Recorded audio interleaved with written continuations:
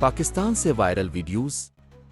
ایک بھارت اور پاکستان کے درمیان ایشیا کپ میچ شروع ہونے سے پہلے پاکستان کا قومی ترانہ بجانے کے بجائے جلوبی بیبی گانا چل گیا، جس پر سوشل میڈیا پر کافی ہنگامہ مچا ہوا ہے۔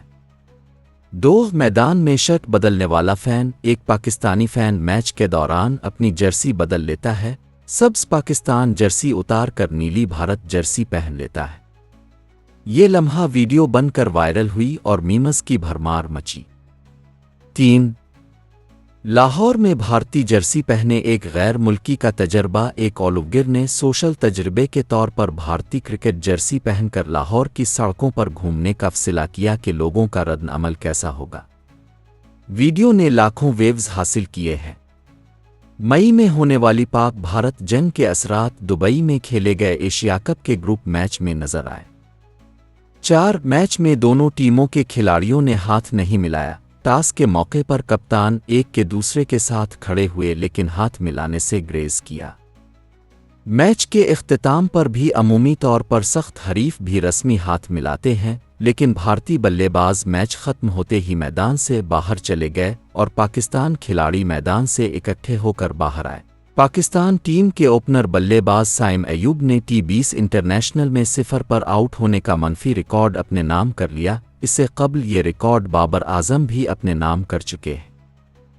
پیچھے تو دیکھو پیچھے سے راتوں رات شہرت حاصل کرنے والے پاکستان کے ننھے social media star Ahmad Shah کے چھوٹے بھائی عمر شاہ کا انتقال ہو گیا ہے۔ Photos and videos sharing plate form Instagram per social media influencer نے اپنے بھائی کے انتقال کی خبر فالوورز کو دی۔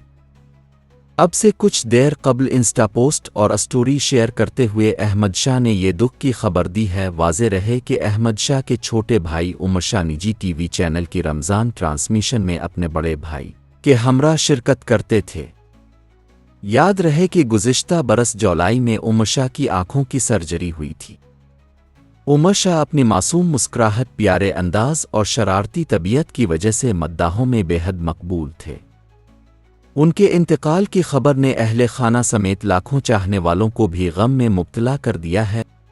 عرب میڈیا کے مطابق غزہ میں آج شہید ہونے والے 17 افراد میں 2 6 سالہ جوان بچے بھی شامل ہیں جو اسرائیلی حملوں میں نشانہ بنے۔ غزہ میں اسرائیل کی جانب سے گزشتہ روز 16 عمارتوں کو تباہ کیا گیا کہ جن میں 53 فلسطینیوں کی شہادتیں ہوئیں۔ دوسری جانب سے اسرائیل کی جانب سے غزہ کے شمالی علاقوں سے فلسطینیوں کو جنوب میں دھکیلنے کے لیے بمباری کا سلسلہ جاری ہے۔ عرب میڈیا کے جانب سے جاری ہونے والے اعداد و شمار کے مطابق 17 اکتوبر 2023 سے جاری اسرائیلی جارحیت کی وجہ سے 66,871 فلسطینی شہید ہو چکے ہیں، جبکہ زخمیوں کی تعداد 1,66,610 تک پہنچ چکی ہے۔ اسرائیلی جارحیت کے خلاف اور قطر سے اظہار یکجہتی کے لیے قطری دارالحکومت دوحہ میں عرب اور اسلامی ممالک کا 2 روزہ ہنگامی اجلاس ہوا۔ دوحہ سے عرب میڈیا کے مطابق عرب اسلامی ممالک کے وزرائے خارجہ کا بند کمرے میں اجلاس جاری ہے۔ وزرائے خارجہ کل ہونے والے سربراہی اجلاس کی قرارداد کا مسودہ تیار کر رہے ہیں۔ سربراہی اجلاس میں اسرائیل کے خلاف مشترکہ قرارداد تیار کی جائے گی۔ اجلاس میں نائب وزیر اعظم اسحاق ڈار سمیت سعودی، ترک اور یمن کے وزرائے خارجہ شریک ہیں۔